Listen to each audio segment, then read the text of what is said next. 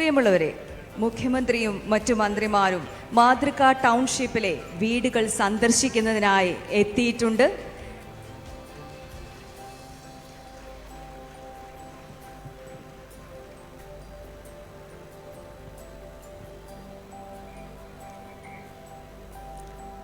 ബഹുമാനപ്പെട്ട മുഖ്യമന്ത്രിയും മറ്റു മന്ത്രിമാരും മാതൃക ടൗൺഷിപ്പിലെ വീടുകൾ സന്ദർശിച്ചുകൊണ്ടിരിക്കുന്ന ദൃശ്യങ്ങളാണ് നാം കണ്ടുകൊണ്ടിരിക്കുന്നത്.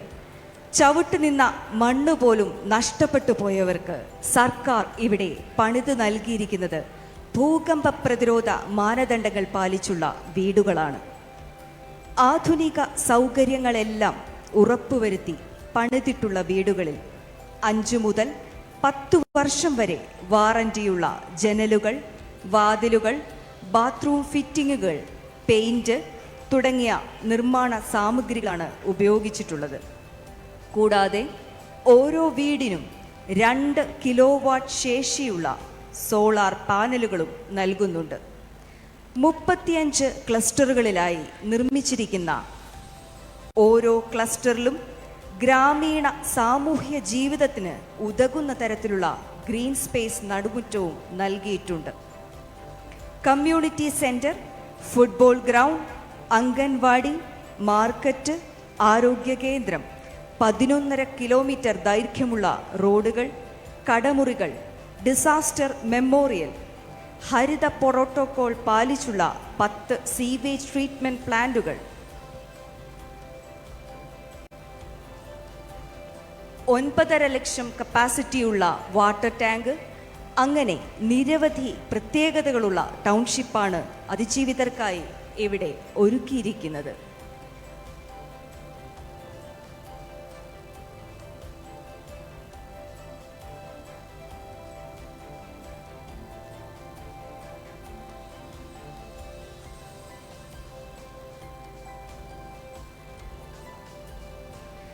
മുഖ്യമന്ത്രിയും മറ്റ് മന്ത്രിമാരും വയനാട് മാതൃക ടൗൺഷിപ്പിലെ വീടുകൾ സന്ദർശിക്കുന്ന ദൃശ്യങ്ങളാണ് നാം ഇപ്പോൾ കണ്ടുകൊണ്ടിരിക്കുന്നത്. വയനാടിൻ്റെ ഭൂപ്രകൃതിയും കാലാവസ്ഥയുടെ പ്രത്യേകതകളും പരിഗണിച്ച് ദുരന്തബാധിതർക്ക് സുരക്ഷവും മാന്യവുമായ ജീവിതം ഉറപ്പാക്കുക എന്ന ലക്ഷ്യത്തോടെയാണ് മാതൃക ടൗൺഷിപ്പിൻ്റെ നിർമ്മാണം നടന്നുവരുന്നത്. 5 സോണുകളിലായി വിഭാവനം ചെയ്തിരിക്കുന്ന ടൗൺഷിപ്പിൽ 35 ക്ലസ്റ്ററുകളിലായിട്ടാണ് വീടുകൾ നിർമ്മിക്കുന്നത്. ഓരോ ക്ലസ്റ്ററിലും വിശാലമായ ഗ്രീൻ സ്പേസ് നടുമുറ്റവും നടുമുറ്റത്തിനു ചുറ്റും 5.5 മീറ്റർ വീതിയുള്ള റോഡും ഉണ്ട്. പ്രസ്തുത റോഡിന് അഭിമുഖമാക്കിയാണ് ഓരോ ക്ലസ്റ്ററിലെയും വീടുകൾ നിർമ്മിക്കുന്നത്. 410 വീടുകളും അനുബന്ധ സൗകര്യങ്ങളും ഉൾക്കൊള്ളുന്ന ടൗൺഷിപ്പിൻ്റെ 1ാം ഘട്ടത്തിൽ 178 വീടുകളാണ് അതിജീവിതർക്ക് കൈമാറുന്നതിന് വേണ്ടി തയ്യാറായിരിക്കുന്നത്.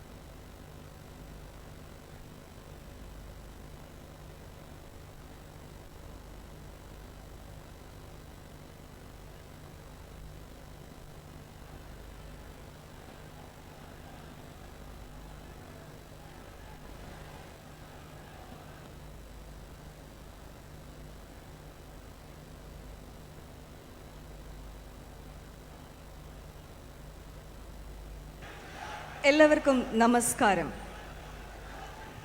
മുണ്ടക്കൈ ചൂരൽമല ദുരന്തബാധിതരുടെ പുനരധിവാസത്തിനായി സർക്കാർ ഏറ്റെടുത്ത കൽപ്പറ്റ എൽസ്റ്റൺ എസ്റ്റേറ്റ് ഭൂമിയിൽ നിർമ്മിക്കുന്ന മാതൃക ടൗൺഷിപ്പിൻ്റെ 1ാം ഘട്ടം പൂർത്തിയായിരിക്കുകയാണ്.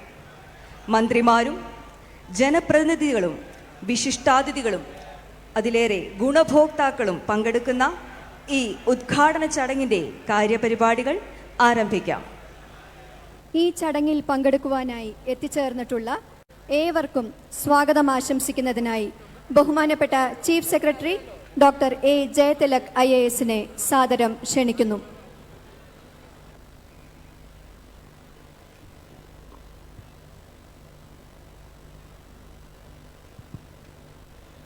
ബഹുമാനപ്പെട്ട മുഖ്യമന്ത്രി, ബഹുമാനപ്പെട്ട മന്ത്രിമാർ, ജനപ്രതിനിധികൾ, സന്നദ്ധ പ്രവർത്തകർ, ഉദ്യോഗസ്ഥർ, പ്രിയ മുണ്ടക്കൈ ചൂരൽമല നിവാസികളെ, സുഹൃത്തുക്കളെ, എല്ലാവർക്കും ഹൃദയം നിറഞ്ഞ സ്വാഗതം. ഇന്നിവിടെ ഒരു പ്രസംഗത്തിന് വലിയ പ്രസക്തിയില്ല.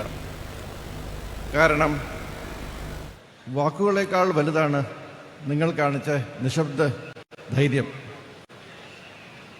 ഇവിടെ വാക്കുകൾ ചെയ്യേണ്ടത് ഒന്ന് മാത്രം: പ്രവൃത്തിയെ അറിയിക്കുക. ഇതൊരു ചടങ്ങിൻ്റെ വേദിയല്ല, ഇതൊരു ജനതയുടെ മനോബലത്തിൻ്റെ സാക്ഷ്യപത്രമാണ്. ഒരിക്കൽ ഈ മണ്ണ് നിലവിളിച്ചു, ഈ മലകൾ നിശബ്ദമായി കരഞ്ഞു. അതൊരു ഓർമ്മ മാത്രമല്ല, ജീവിതം രണ്ടായി പിളർന്ന ഒരു നിമിഷമായിരുന്നു. വീടുകൾ ഇടിഞ്ഞപ്പോൾ ഹൃദയങ്ങളും ഇടിഞ്ഞു. സ്വപ്നങ്ങൾ തകർന്നപ്പോൾ പ്രതീക്ഷ പോലും മങ്ങിപ്പോയി. പക്ഷേ ആ അവശിഷ്ടങ്ങളുടെ നടുവിൽ നിന്നാണ് ഉയർന്ന ഒരു അത്ഭുതം: മനുഷ്യൻ്റെ മനോബലം. നമ്മൾ ഒറ്റയ്ക്കല്ല എന്ന ഉറച്ച വിശ്വാസം. ഇന്നും കേരളം നിങ്ങളുടെ ധൈര്യത്തിന് മുന്നിൽ തല കുനിക്കുന്നു. കാരണം നിങ്ങളാണ് നമ്മളെ പഠിപ്പിച്ചത്. നഷ്ടങ്ങൾ ജീവിതത്തിൻ്റെ അവസാനമല്ല, അത് പുതിയ ജീവൻ്റെ അടിത്തറയാകുകയും ചെയ്യാം എന്ന്. ഇന്നിവിടെ ആദ്യം ഓർക്കേണ്ടത് നമ്മോടൊപ്പം ഇവിടെ ഇരിക്കേണ്ടിയിരുന്നേ പക്ഷേ ദുരന്തം കൊണ്ട് നഷ്ടപ്പെട്ടവരെയാണ്. ഇവിടെ തെളിയുന്ന ഓരോ വിളക്കും ആദ്യം തെളിയുന്നത് അവരുടെ ഓർമ്മയ്ക്കാണ്. സുഹൃത്തുക്കളെ, ഇന്ന് നമ്മൾ ഇവിടെ കൂടിയിരിക്കുന്നത് ഒരു ടൗൺഷിപ്പ് ഉദ്ഘാടനം ചെയ്യാനല്ല, നമ്മുടെ സ്വന്തം ഹൃദയങ്ങളിലുള്ള പുനർനിർമ്മാണത്തിന് സാക്ഷിയാകാനാണ്. ഇത് മതിലുകളും മേൽക്കൂരയും മാത്രമല്ല, ഇത് നിങ്ങളുടെ ഉയർത്തെഴുന്നേൽപ്പിൻ്റെ, തിരിച്ചുവരവിൻ്റെ, കേരള ജനതയുടെ കൂട്ടായ്മയുടെ പ്രതീകമാണ്. അനാഥയത്തിന് ശേഷം ആശ്രയത്തിൻ്റെ കൈത്താങ്ങ്. ഇതാണ് ഈ ദിവസത്തിൻ്റെ അർത്ഥം. ഇന്ന് കേരളം ഇവിടെ പറയുന്നത് ഒരു വാക്ക് മാത്രമാണ്: നിങ്ങൾ വീണിടത്ത് ഞങ്ങൾ നിങ്ങളെ വിട്ടുപോകില്ല, ഞങ്ങൾ നിങ്ങളെ ചേർത്ത് നിർത്തും. ഇതോടൊപ്പം ഇന്നിവിടെ ഈ ടൗൺഷിപ്പ് പ്ലോട്ടിൽ കൽപ്പറ്റ ജനറൽ ആശുപത്രിയുടെ അനക്സ് കൂടി ഫൗണ്ടേഷൻ സ്റ്റോൺ ഇടുകയാണ്. ഇതൊരു കെട്ടിടം മാത്രമല്ല, ആരോഗ്യം എന്നത് പുനരധിവാസത്തിൻ്റെ ഹൃദയമാണെന്ന് പ്രഖ്യാപനമാണ്. വീട്ടിലേക്ക് തിരിച്ചു വരുന്നതോടൊപ്പം ചികിത്സയും പിന്തുണയും അടുത്തുണ്ടായിരിക്കും എന്നുള്ള ഉറപ്പ്. ഇവിടെ പണിയുന്നത് ഓരോ വീടിനും അതിൻ്റെ തൊട്ടടുത്ത് സഹായം അടുത്തുണ്ട് എന്നൊരു ഉറച്ച വാക്കുണ്ട്. അതാണ് ഈ ഹോസ്പിറ്റൽ അനക്സ്. വിവിധ ദുരന്തങ്ങൾക്ക് ശേഷം വ്യത്യസ്ത രീതികളിൽ പുനരധിവാസ പദ്ധതികൾ രാജ്യത്ത് മുമ്പും നടപ്പാക്കിയിട്ടുണ്ട്. എന്നാൽ ദുരന്തബാധിതർക്കായി രാജ്യത്ത് രൂപം കൊണ്ട് ആദ്യത്തെ സമ്പൂർണ്ണ സംയോജിത ടൗൺഷിപ്പ് എന്ന പദവി നമ്മുടെ വയനാട് പദ്ധതിക്കാണെന്ന് ഏറ്റവും അഭിമാനത്തോടെ അറിയിക്കുന്നു. ഓരോ വ്യക്തിയും മുഖ്യമന്ത്രിയുടെ ദുരിതാശ്വാസ നിധിയിലേക്ക് സംഭാവന ചെയ്ത് ഓരോ രൂപയുമാണ് ഈ സ്വപ്ന ഭവനങ്ങളുടെ മുതൽ മുടക്ക്. ഇവിടെ ഉയരുന്നത് കേവലം വീടുകൾ മാത്രമല്ല, ഒരു ആശുപത്രി, ഒരു പാർക്ക്, ഒരു മാർക്കറ്റ്, ഒരു സ്കൂൾ, ഓഫീസ് സൗകര്യങ്ങൾ, ഒരു സ്മാരകം എല്ലാം ഉൾക്കൊള്ളുന്ന ഒരു സമ്പൂർണ്ണ സംയോജിത ടൗൺഷിപ്പാണിത്. ഇതൊരു പദ്ധതിയല്ല, ഇത് നമ്മുടെ നാടിൻ്റെ സ്വഭാവമാണ്. ഈ യാത്രയിൽ നമ്മൾ കണ്ടത് കേരളത്തിൻ്റെ ഒരു പ്രത്യേക സൗന്ദര്യമാണ്. ഒരു സംസ്ഥാനം ഒറ്റക്കെട്ടായി ഒരു പദ്ധതിക്കായി ഒരുമിക്കുമ്പോൾ അതിന് വേഗവും രൂപവും കിട്ടുന്നു. രക്ഷാപ്രവർത്തകരിൽ നിന്നും മുൻപന്തിയിൽ നിന്നവർ, യൂണിഫോം ധരിച്ചവരും ഇല്ലാത്തവരും, ആരോഗ്യ പ്രവർത്തകർ, ആംബുലൻസ് ടീമുകൾ, ആശുപത്രി ജീവനക്കാർ, തദ്ദേശ സ്ഥാപനങ്ങളുടെയും റവന്യൂ ദുരന്ത നിവാരണ വകുപ്പ് ഫീൽഡ് ടീമുകൾ, എഞ്ചിനീയർമാർ, കെട്ടിടം പണിത തൊഴിലാളികൾ, ഡ്രൈവർമാർ, സന്നദ്ധ സംഘടനകൾ, യുവജനങ്ങൾ, കുടുംബശ്രീ പ്രവർത്തകർ, ദൂരെ ഇരിക്കുന്നവരുടെ സഹായം മുതൽ അയൽവാസിയുടെ ഒരു കൈത്താങ് വരെ, ഇവയെല്ലാം ചേർന്നപ്പോൾ മാത്രമാണ് പുനരധിവാസം ഒരു വാക്കിൽ നിന്നും ഒരു വാസ്തവമായി മാറിയത്. നിങ്ങളുടെ നിശബ്ദ സേവനത്തിന് കേരളം ഹൃദയം നിറഞ്ഞ് നന്ദി പറയുന്നു. ഇനി എൻ്റെ കടത്തിലേക്ക് കിടക്കട്ടെ. ഈ ദുരന്തത്തിന് നടുവിൽ കേരളം ഒറ്റക്കെട്ടായി നിന്നു. നയങ്ങൾ സ്വയം നടക്കില്ല, അതിന് കൂട്ടായ പ്രവർത്തനം ആവശ്യമാണ്. ആ കൂട്ടായ്മയ്ക്ക് ദിശയും ഉറച്ച തീരുമാനവും നൽകിയും ദുഃഖത്തെ ഉത്തരവാദിത്തത്തിലേക്ക് മാറ്റുകയും ചെയ്ത് നമ്മുടെ പ്രിയപ്പെട്ട മുഖ്യമന്ത്രി ശ്രീ പിണറായി വിജയൻ അവർകളെ ഞാൻ ഈ ഉദ്ഘാടന വേദിയിലേക്ക് അതീവ ആദരത്തോടെയും സ്നേഹത്തോടെയും സ്വാഗതം ചെയ്തുകൊള്ളുന്നു. ഈ ചടങ്ങിൽ സന്നിഹിതരായിട്ടുള്ള അധ്യക്ഷൻ ബഹുമാനപ്പെട്ട റവന്യൂ വകുപ്പ് മന്ത്രി ശ്രീ കെ രാജൻ അവർകളെ ഞാൻ യോഗത്തിലേക്ക് സ്വാഗതം ചെയ്തുകൊള്ളുന്നു. ബഹുമാനപ്പെട്ട പട്ടികജാതി പട്ടികവർഗ വികസന വകുപ്പ് മന്ത്രി ശ്രീ OR കേളു അവർകളെ യോഗത്തിലേക്ക് സ്വാഗതം ചെയ്തുകൊള്ളുന്നു. ബഹുമാനപ്പെട്ട വനം വകുപ്പ് മന്ത്രി ശ്രീ AK ശശീന്ദ്രനെ സ്വാഗതം ചെയ്തുകൊള്ളുന്നു. ബഹുമാനപ്പെട്ട പൊതുമരാമത്ത് വകുപ്പ് മന്ത്രി ശ്രീ PA മുഹമ്മദ് റിയാസിനെ വേദിയിലേക്ക് സ്വാഗതം ചെയ്തുകൊള്ളുന്നു. ബഹുമാനപ്പെട്ട MLA ശ്രീ T സിദ്ദീഖിനെ യോഗത്തിലേക്ക് സ്വാഗതം ചെയ്തുകൊള്ളുന്നു.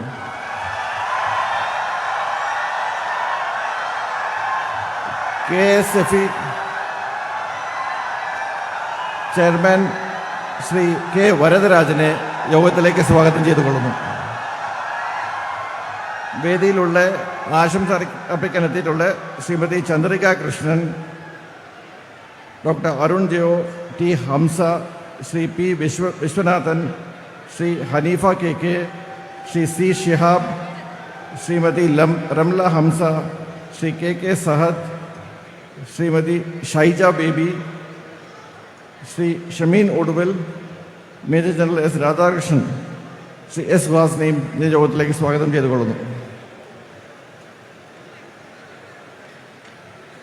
എന്നാൽ ഏറ്റവും ആദ്യം സ്വാഗതം അറിയിക്കേണ്ടത് രാപ്പകൽ ഭേദമില്ലാതെ ഈ ടൗൺഷിപ്പ് നിർമ്മാണത്തിനായി അധ്വാനിച്ച തൊഴിലാളികളാണ്.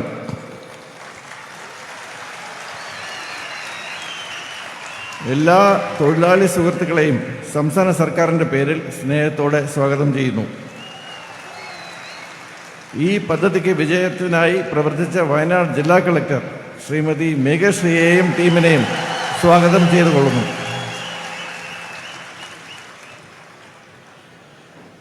വെല്ലുവിളികളെ സധൈര്യം നേരിട്ട് പദ്ധതിക്ക് വിജയത്തിലേക്ക് നയിച്ച് ശ്രീ സുഹാസിനെയും സംഘത്തിനെയും സ്വാഗതം ചെയ്തുകൊള്ളുന്നു. ഈ പദ്ധതി പ്രാവർത്തികമാക്കാൻ അധ്വാനിച്ച് കിഫ്കോൺ ഉദ്യോഗസ്ഥരെയും ഊരാളുങ്കൽ സൊസൈറ്റിയെയും സ്വാഗതം ചെയ്തുകൊള്ളുന്നു. വയനാട് പുനരധിവാസം ഒരു ദൗത്യമായി ഏറ്റെടുത്ത് ശ്രീ രാജമാണിക്യത്തിന് നേതൃത്വത്തിലുള്ള സംസ്ഥാന ദുരന്ത നിവാരണ വകുപ്പിലെ ഉദ്യോഗസ്ഥരെയും ഈ ചടങ്ങിലേക്ക് സ്വാഗതം ചെയ്തുകൊള്ളുന്നു. ഇന്നത്തെ ഈ ചടങ്ങിലെ ഏറ്റവും പ്രധാനപ്പെട്ട വ്യക്തികൾ ഇന്ന് സ്വപ്ന ഭവനത്തിലേക്ക് പ്രവേശിക്കുന്ന ഓരോ കുടുംബാംഗങ്ങളുമാണ്. പ്രിയ കുടുംബാംഗങ്ങളെ, ഈ വേദിയിലേക്ക് മാത്രമല്ല, നിങ്ങളുടെ സ്വന്തം പുതിയ ജീവിതത്തിലേക്ക് ഞാൻ നിങ്ങളെ സ്വാഗതം ചെയ്തുകൊള്ളുന്നു. പ്രിയപ്പെട്ടവരെ, പുനരധിവാസം എന്നത് കെട്ടിടങ്ങൾ മാത്രമല്ല. വീട് പൂർണ്ണമാവുന്നത് സ്കൂളിലേക്ക് വഴി തുറക്കുമ്പോഴും ജോലി വീണ്ടും കിട്ടുമ്പോഴും ചികിത്സയും മനസ്സിൻ്റെ ആശ്വാസവും സമയത്ത് എത്തുമ്പോഴും കുട്ടികൾ രാത്രി ഭയമില്ലാതെ ഉറങ്ങുമ്പോഴുമാണ്. അതുകൊണ്ട് ഇന്ന് നാം പറയുന്നു ഏറ്റവും വലിയ വാക്ക് ഇതാണ്: ഇത് തുടക്കമാണ്, അവസാനമല്ല. സംവിധാനം നിങ്ങളെ വിട്ടുപോകുന്നില്ല, സമൂഹം നിങ്ങളെ ഒറ്റയ്ക്കാകുന്നില്ല.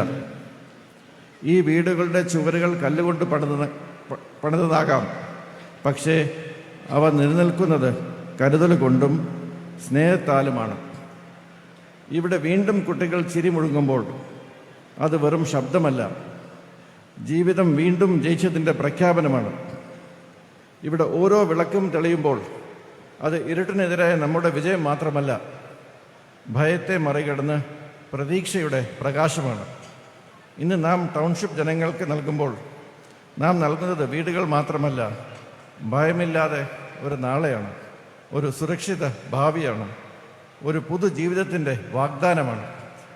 മുണ്ടക്കൈ ചുരൽമല വേദനയെ അതിജീവിച്ച ധൈര്യത്തിൻ്റെ പേരിൽ, കണ്ണീരിനെ മറികടന്ന് പ്രതീക്ഷയുടെ പേരിൽ എല്ലാ കുടുംബാംഗങ്ങൾക്കും സമാധാനവും സുരക്ഷയും സന്തോഷവും നിറഞ്ഞ നാളുകൾ ആശംസിച്ചുകൊണ്ട് ആത്മാർത്ഥമായ അപമാനത്തോടെ നിർത്തുന്നു. നന്ദി, നമസ്കാരം. നന്ദി സർ. ഈ ചടങ്ങിൽ അധ്യക്ഷ പദം അലങ്കരിക്കുന്നത് ബഹുമാനപ്പെട്ട റവന്യൂ വകുപ്പ് മന്ത്രിയും KSDMA വൈസ് ചെയർമാനും കൂടിയായ ശ്രീ K. രാജൻ അവർകളാണ്. അധ്യക്ഷ പ്രസംഗത്തിനായി ബഹുമാനപ്പെട്ട മന്ത്രിയെ സാദരം ക്ഷണിക്കുന്നു.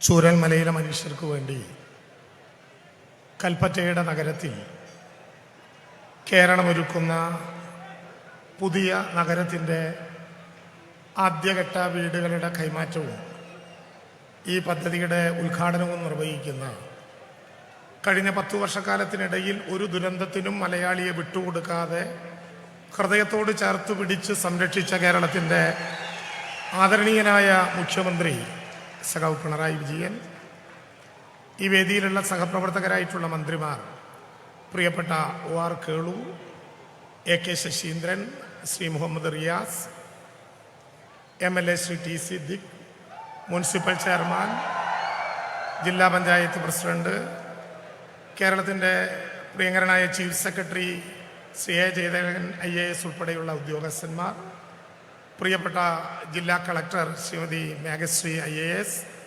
വേദിയിലും സദസ്സിലുമുള്ള ഈ പ്രോജക്റ്റിൻ്റെ സ്പെഷ്യൽ ഓഫീസർ സുഹാസും രാജമാണിക്യവും അടക്കം പ്രിയപ്പെട്ടവരെ, ദുരന്ത ബാധിതരായിട്ടുള്ള പ്രിയപ്പെട്ടവരെ, ഈ യോഗത്തിൽ എത്തിച്ചേർന്ന ആയിരക്കണക്കായ കേരളത്തിൻ്റെ മനുഷ്യ സ്നേഹമുള്ള പ്രിയപ്പെട്ടവരെ, സഹോദരി സഹോദരന്മാരെ, മുഖ്യമന്ത്രി സംസാരിക്കുന്ന വേദിയിൽ ദീർഘമായിട്ടുള്ള ഒരു അധ്യക്ഷ പ്രസംഗം പാടില്ലാത്തതാണ്. ഞാനതിന് മുതിരുന്നുമില്ല. വലിയ ആവേശത്തോടു കൂടിയാണ് ഇന്ന് രാവിലെ ഈ പുതിയ നഗരത്തിൻ്റെ മുറ്റത്തേക്ക് സ്ഥിരമായി എല്ലാ മാസവും ഒന്നിലേറെ തവണയോ വരുന്ന ഈ മുറ്റത്തേക്ക് ഇന്നത്തെ ഈ അഭിമാന നിമിഷത്തിന് വേണ്ടി വന്നെത്തിച്ചേർന്നത്. അഭിമാനകരമായിട്ടുള്ള ഈ നിമിഷത്തിൽ വന്ന് നിൽക്കുമ്പോൾ ഇവിടെ എത്തിച്ചേർന്നിട്ടുള്ള വീട് പുതിയതായി ഏറ്റുവാങ്ങുന്ന എൻ്റെ പ്രിയപ്പെട്ടവരായ, മഹാഭൂരിപക്ഷം ആളുകളെയും പേരെടുത്ത് വിളിക്കാനുള്ള സ്വാതന്ത്ര്യമുള്ള അമ്മമാരെ, ഉമ്മമാരെ, സഹോദരന്മാരെ, മക്കളെ ഒന്ന് കാണാനായി ആ നിരയിലേക്ക് പോയി. വത്സല ചേച്ചിയും ലത ചേച്ചിയും ഓമന ചേച്ചിയും ശോഭന ചേച്ചിയും ഒക്കെ ഉൾപ്പെടെ അവരെല്ലാവരെയും കണ്ട് അവരുടെ കെട്ടിപ്പിടിച്ചലും കരച്ചിലും കഴിഞ്ഞപ്പോൾ സത്യത്തിൽ കൈവിട്ടുപോയ മാനസികാവസ്ഥയിലൂടെയാണ് ഞാനൊരു അധ്യക്ഷ പ്രസംഗത്തിന് ഇവിടെ നിൽക്കുന്നത്. 2024 ജൂലൈ 30 മനുഷ്യത്വമുള്ള ലോകത്തിലെ ഒരു മനുഷ്യനും മറക്കാൻ പറ്റാത്ത വിധത്തിൽ പുഞ്ചിരിമുറ്റത്ത് 1750 അടി മുകളിൽ പൊട്ടിയ ഒറ്റ ഉരുളിൽ പുന്നപ്പുഴയുടെ തീരത്ത് ഒരു ചതുരശ്ര കിലോമീറ്ററിനകത്ത് 298 മനുഷ്യർ ഭൂമുഖത്തു നിന്നില്ലായ്മ ചെയ്യപ്പെട്ട ആ വലിയ ദുരന്ത നാളുകളിലേക്ക് മനസ്സിലൊരു വേലിയേറ്റം സൃഷ്ടിക്കുന്നത് പോലെ ഒരു തിരയിളക്കം ഉണ്ടായി. ഞാനത് പറയാൻ മുതിർന്നാൽ ഈ അധ്യക്ഷ പ്രസംഗം എനിക്ക് പൂർത്തിയാക്കാനാകില്ല. അത്രയേറെ വികാരപരമായിരുന്നു ആ പ്രശ്നങ്ങൾ. ജൂലൈ 30 ഞങ്ങൾ മന്ത്രിമാർ, ജനപ്രതിനിധികൾ, നിങ്ങളെല്ലാവരും പുന്നപ്പുഴയുടെ തീരത്തെത്തിച്ചേരുമ്പോൾ അപ്പുറത്ത് 512 മനുഷ്യർ, പുഞ്ചിരിമുറ്റത്തും മുണ്ടക്കയിലും അട്ടാമലയിലും ആറാമലയുമായി ചൂരൽമലയുടെ തീരത്ത് ഇങ്ങോട്ട് കിടക്കാൻ പറ്റാതെ പുന്നപ്പുഴയുടെ ഭ്രാന്തമായ ഒഴുക്കിൻ്റെ അപ്പുറത്തു നിൽക്കുന്ന കാഴ്ച മുതൽ ഞാൻ ഓരോന്നായി വിശദീകരിക്കുന്നില്ല. 19ഓളം വരുന്ന പട്ടാളവും അർദ്ധ സൈന്യവും പോലീസും ഫയർഫോഴ്സും ഫോറസ്റ്റും എല്ലാം ഉൾപ്പെടുന്ന നമ്മുടെ അർദ്ധ സൈനിക വിഭാഗങ്ങൾ യഥാർത്ഥത്തിൽ ഈ വയനാട്ടിൽ നിന്നും ലോകത്തിൻ്റെ വിവിധ ഭാഗങ്ങളിൽ നിന്നും എത്തിയ അതിനേക്കാൾ മിലിറ്റൻ്റായ കേരളത്തിൻ്റെ മലയാളിയായിട്ടുള്ള പട്ടാളത്തിന് സൈന്യത്തിന് തുല്യമായ മനുഷ്യർ അവരെല്ലാവരും ഒത്തുചേർന്ന് ദിവസങ്ങളോളം നീണ്ട തെരച്ചിൽ പ്രക്രിയയ്ക്ക് നാം നേതൃത്വം നൽകി. ഞാൻ ഇപ്പോഴും ഓർക്കുന്നു, ആ തിരച്ചിൽ ഒരുപക്ഷെ ലോകം കണ്ടതിൽ വെച്ച് ഏറ്റവും ശ്രദ്ധേയമായ ഒരു ദുരന്ത നിവാരണ ഘട്ടമായിരുന്നു. സൺറൈസ് വാലിയുടെ അപ്പുറത്ത് സൂചിപ്പാറയിൽ മനുഷ്യ ശരീരത്തിന് സാദൃശ്യമായ സ്ഥലങ്ങൾ കണ്ടെത്തിയിട്ടുണ്ട് എന്ന് ഹെലികോപ്റ്റർ ദൃശ്യങ്ങളിൽ വ്യക്തമാക്കപ്പെട്ടപ്പോൾ സൂചിപ്പാറയിലേക്ക് നേരിട്ട് പോയിട്ടിറങ്ങാൻ ഒരു സാധ്യതയുമില്ലാതെ വന്നപ്പോൾ ദുരന്ത നിവാരണ പ്രക്രിയയിൽ ഒരു പുതിയ അധ്യായം സൃഷ്ടിച്ചുകൊണ്ട് ഹെലികോപ്റ്ററിൽ കഡാവർ ഡോഗ്സിനെ നേരിട്ടിറക്കി മനുഷ്യഗന്ധം മണത്തെടുത്ത് അവിടെ നിന്ന് കൊണ്ടുവന്ന ശരീരാവശിഷ്ടങ്ങൾ DNA ടെസ്റ്റിന് അയച്ചതുൾപ്പെടെ തെരച്ചിലിൽ ഒരു ലോക മാതൃക ദുരന്ത നിവാരണ രംഗത്ത് സൃഷ്ടിക്കാൻ നമുക്കായി. വടക്കൻ ഇന്ത്യയിൽ മരണപ്പെട്ടവരുടെ ഒഴുകി വന്നുകൊണ്ടിരിക്കുന്ന മൃതശരീരങ്ങളും ശരീരാവശിഷ്ടങ്ങളും JCB കൊണ്ട് വലിയ കുഴികുത്തി അതിലിട്ട് മൂടുന്ന അനുഭവങ്ങളുള്ള ഈ കേരളത്തിൽ പുത്തുമലയിലെ ബറയിൽ ഗ്രൗണ്ട് നിരവധികളായിട്ടുള്ള കണ്ടെത്താൻ പറ്റാത്ത തിരിച്ചറിയാനാകാത്ത മൃതശരീരങ്ങളും ശരീരഭാഗങ്ങളും ലോകത്തിൻ്റെ എല്ലാ മര്യാദകളും പുലർത്തി സർവമത പ്രാർത്ഥന നടത്തി ബ്യൂഗിൾ സല്യൂട്ടോടെ കേരളത്തിലെ വിവിധങ്ങളായിട്ടുള്ള യുവജന സംഘടനാ പ്രവർത്തകർ ഇട്ടിരിക്കുന്ന PP കിറ്റിനകത്ത് ഏതു മതമാണ്, ജാതിയാണ്, രാഷ്ട്രീയമാണെന്ന് നോക്കാതെ സ്വന്തം അമ്മ പോലെ, ഉമ്മ പോലെ, അച്ഛൻ പോലെ, ഉപ്പ പോലെ, സഹോദരങ്ങളെ പോലെ സംസ്കരിക്കുന്ന അഭിമാനകരമായിട്ടുള്ള മലയാളിയുടെ മനുഷ്യ സ്നേഹത്തിന് പുത്തുമലയിലെ ബറയിൽ ഗ്രൗണ്ട് സാക്ഷ്യം വഹിച്ചു. അനുഭവങ്ങൾ ഇങ്ങനെ നിറഞ്ഞു പോവുകയാണ്. ആഗസ്റ്റ് 25-ാം തീയതി ബഹുമാനപ്പെട്ട മുഖ്യമന്ത്രിയുടെ നിർദ്ദേശപ്രകാരം ഈ മേപ്പാടിയുടെ കൽപ്പറ്റയുടെ വിവിധങ്ങളായ ഭാഗങ്ങളിൽ സ്ഥാപിച്ച 18 ക്യാമ്പുകളും ഒഴിവാക്കപ്പെട്ടു. അവസാനം ഓമനച്ചേച്ചിയും മോഹനേട്ടനും 8 കുടുംബാംഗങ്ങളുള്ള രേവതിയും പളനിസ്വാമിയും ശെൽവരാജും അടക്കം 5 പേരെ 5 കുടുംബങ്ങളെ മാറ്റി ഓഗസ്റ്റ് 25-ന് ഇവിടെ എല്ലാ ക്യാമ്പുകളിൽ നിന്നും 1 മാസത്തിനകം താൽക്കാലിക വീടുകളിലേക്ക്, വാടക വീടുകളിലേക്ക്, ബന്ധുവീടുകളിലേക്ക്, സർക്കാർ ക്വാർട്ടേഴ്സുകളിലേക്ക് അങ്ങനെ മാറ്റുന്നതിൻ്റെ തലേ ദിവസം ബഹുമാനപ്പെട്ട മുഖ്യമന്ത്രി നിർദ്ദേശിച്ചതനുസരിച്ച് പുനരധിവാസ പ്രവർത്തനങ്ങളുടെ ജനാധിപത്യ ലോകമാതൃക സൃഷ്ടിച്ചുകൊണ്ട് ആ പുനരധിവാസ പ്രവർത്തനത്തിൻ്റെ ഭാഗമായി അന്നത്തെ കേരളത്തിൻ്റെ chief secretary V Venu IAS അവരെ നേരിൽ കേട്ടുകൊണ്ട് അവരോട് ചോദിച്ചു, എങ്ങനെയായിരിക്കണം പുനരധിവാസത്തെക്കുറിച്ച് നിങ്ങളുടെ അഭിപ്രായം? വീടുകൾ കൈമാറുന്ന ഈ സമയം ലോകത്തിൻ്റെ മറ്റൊരു മൂലയിൽ യുദ്ധവും പലായനവും നടക്കുകയാണ്. അന്ന് അവർ പറഞ്ഞു, ഞങ്ങൾ പുത്തുമലയിൽ നിന്ന് ചൂരൽമലയിലെത്തിയവരാണ്. ചൂരൽമലയിൽ നിന്ന് ഇനിയൊരു മലയിലേക്ക് പലായനം നടത്താൻ ഞങ്ങൾക്ക് വയ്യ. നിങ്ങൾ പല സ്ഥലങ്ങളിലേക്ക് പറഞ്ഞു വിടരുത്.